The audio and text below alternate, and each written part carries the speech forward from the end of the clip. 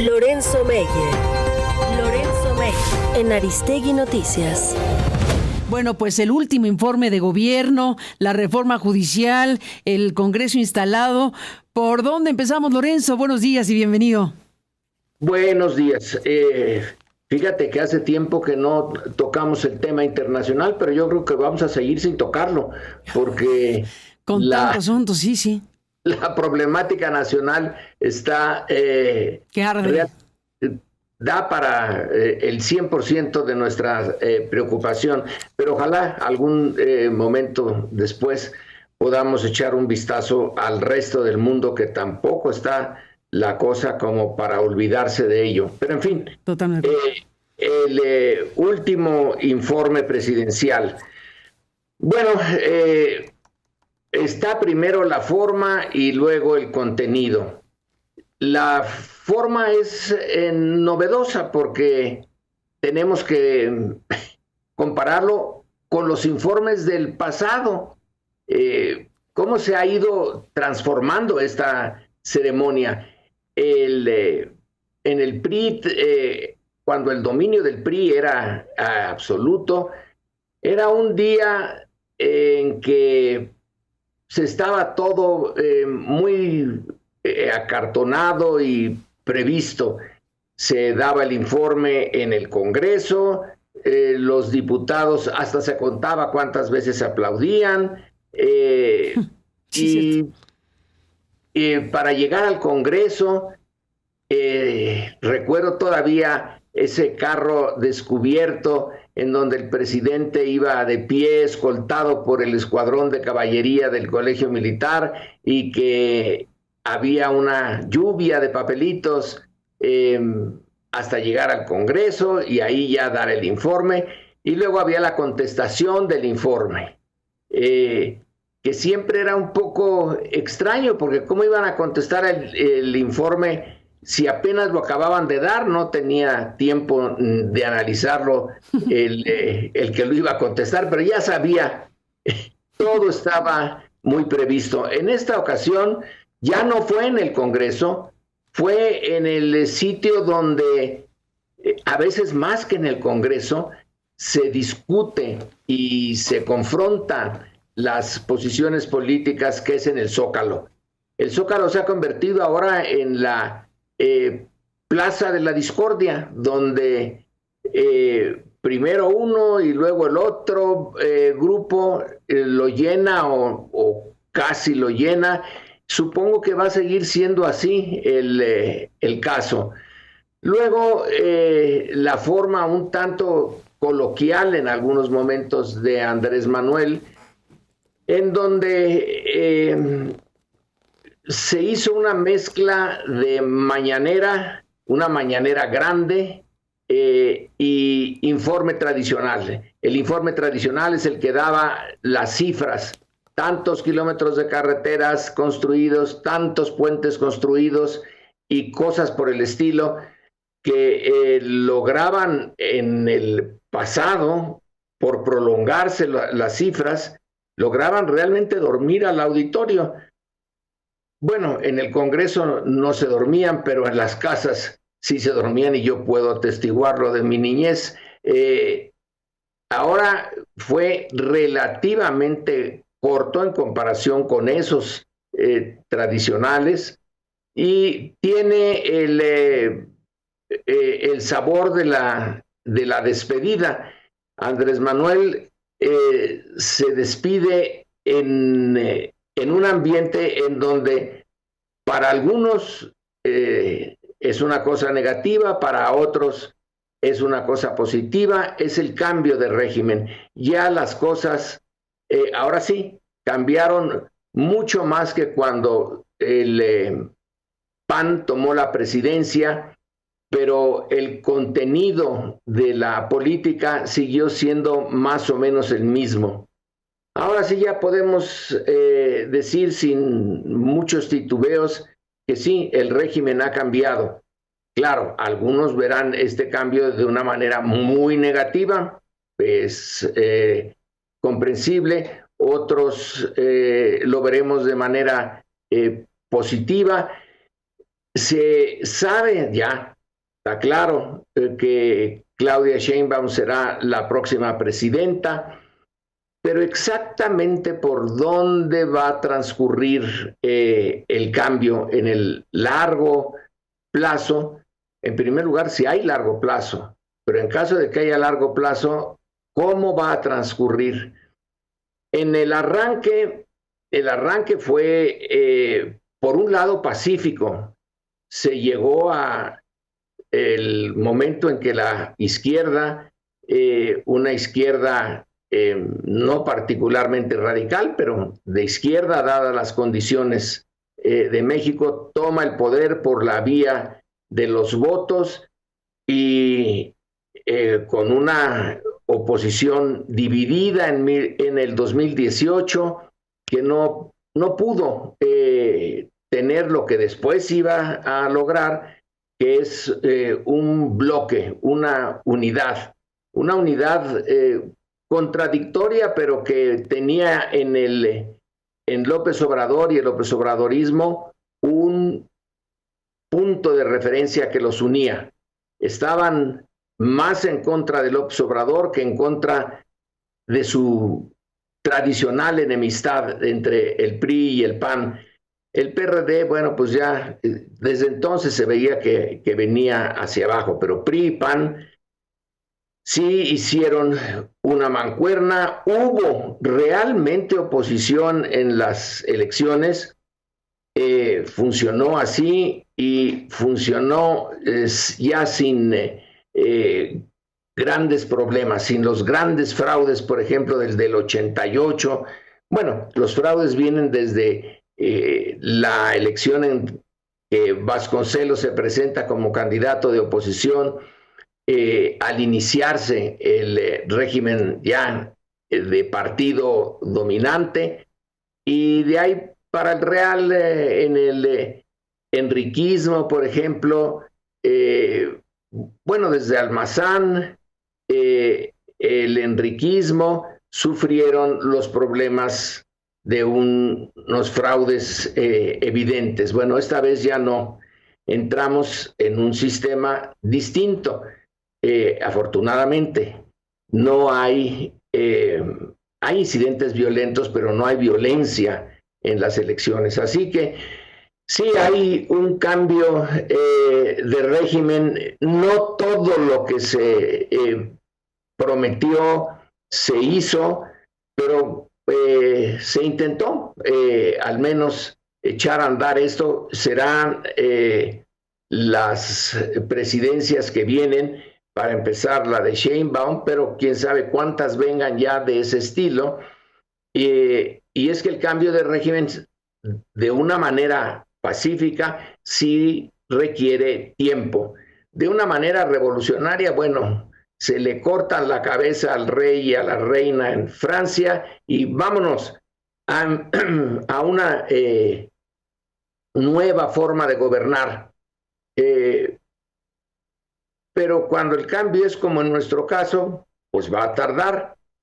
Y hay un aspecto que a mí pues puedo decir que me dolió, y que es la no solución del problema de Ayotzinapa. Era una de los puntos con los que se inició el gobierno de Andrés Manuel, y ahora en el momento de terminar, pues él tiene que decir que no, que ahí todavía está sin resolverse. Y Ayotzinapa no es solamente la tragedia de estos 43 estudiantes, es que no se puede, que un Estado no pueda resolver el asesinato, porque ya no podemos esperar otra cosa, desde luego, el asesinato de 43 jóvenes estudiantes, pues habla de que todavía las instituciones de ese Estado tienen un camino enorme por recorrer antes de poder satisfacernos mínimamente ya como un sistema confiable, distinto al del pasado, pero bueno, ahí vamos en ese camino. En el informe hay algo que también puede uno meterse a discutirlo durante muchísimo tiempo, porque es la propuesta de una izquierda mexicana que ya no tiene como camino marcado, como ruta, el de las izquierdas tradicionales, porque se acabó el modelo que había propuesto la izquierda del siglo XIX y básicamente el marxismo, que íbamos camino a superar el capitalismo, a instalar el socialismo, y de ahí en adelante la lucha sería llegar al comunismo, que se iba a llegar inevitablemente, era una ley de la historia, y ya después quién sabe qué pasaría. Pero la izquierda de ahora ya no puede tomar ese paradigma tan claro, tan sencillo en cierto sentido, pero que implicaba la revolución.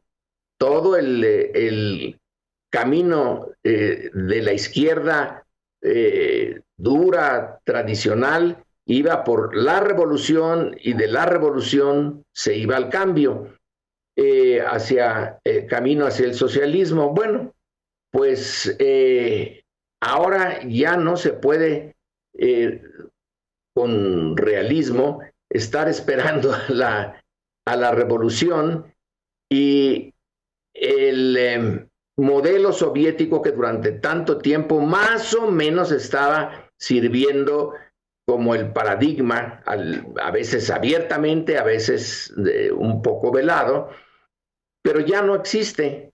Entonces, en este informe último se reafirma una propuesta de futuro. El futuro es el humanismo mexicano, y entonces aquí ya se deja de lado esa ortodoxia para la izquierda, que estaba más mal que bien fincada en el marxismo, y se dice, no, el camino es recuperar lo bueno de nuestro pasado. No dice que vaya a destruir al capitalismo, que va a superar el capitalismo. Hace una crítica dura al tipo de capitalismo que impera en México y que ha imperado en los últimos años. La condena es, una vez más, al neoliberalismo. Se pone el énfasis en los últimos 30 y tantos años. Se deja de lado, por ejemplo, el pasado que viene del fin del cardenismo hasta de la Madrid y Carlos Salinas. ¿Qué hay de ese? Casi no se le menciona. Una y otra vez Andrés Manuel López Obrador pone el énfasis al señalar el pasado que señala es el neoliberal, pero también el neoliberal era un pasado autoritario, corrupto, que no enorgullece a nadie. Tenía entonces la peculiaridad de que el desarrollo económico estaba basado en la idea de que México podía industrializarse y modernizarse con su mercado interno. Pero como esto ya desapareció y ahora está basado en nuestra relación tan estrecha con Estados Unidos, símbolo del capitalismo,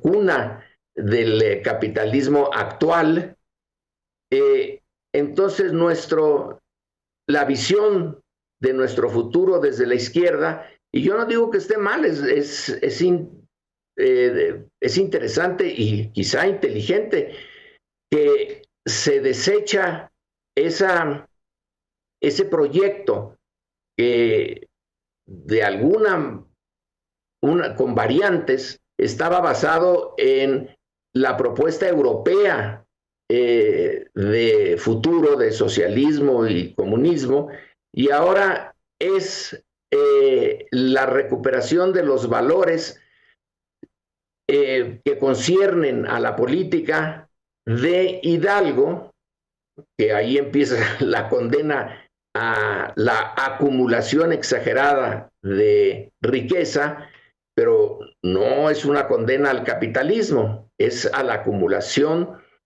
extrema de la riqueza, porque bueno, en la época en que se inicia la independencia, los mineros de La Plata, vaya que se habían acumulado riqueza en la Nueva España. Luego se sigue con Morelos y nos dice que en los sentimientos de la nación está, entre otras cosas, esa demanda de moderar la pobreza extrema y la opulencia extrema dentro del mismo sistema, que es casi la obligación de la autoridad introducirse ahí para moderar esos extremos. Luego viene lo del Estado laico, que ese más o menos se cumplió y se sigue cumpliendo, más o menos. Tenemos momentos en que la política gubernamental y la eclesiástica coinciden mucho, pero en fin, básicamente sí es un Estado laico, es uno de los innovaciones en América Latina en el siglo XIX. Hay varios países latinoamericanos que siguen sin ser estados laicos, y luego viene la Revolución de 1910, en donde sí se ataca una parte del sistema capitalista imperante entonces, a la hora de distribuir lo que era la riqueza más importante para el grueso de los mexicanos, que era la tierra, aunque ya estaba el capital de los bancos, el capital de las industrias, el capital extranjero, pues en todos los ámbitos de México.